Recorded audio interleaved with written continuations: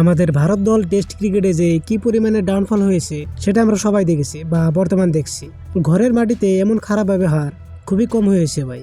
Last নিউজিল্যান্ডের লগে হয়েছিল, এখন আবার সাউথ আফ্রিকার লগে হতে যাচ্ছে।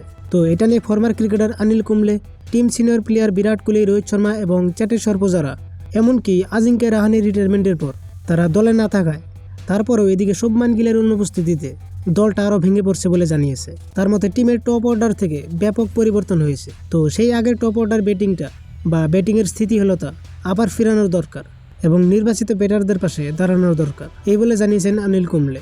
তিনি বলেন, গত 3-4 বছরে দেখেছেন যে টপ 5-এর 4 জন ব্যাটার হয় অবসর নিয়েছেন নয়তো নির্বাচিত হননি। যেমন ধরুন বিরাট কোহলি অবসর নিয়েছেন, রোহিত শর্মা, চেতেশ্বর পূজারা, তারপর আজিঙ্ক্য রাহানে।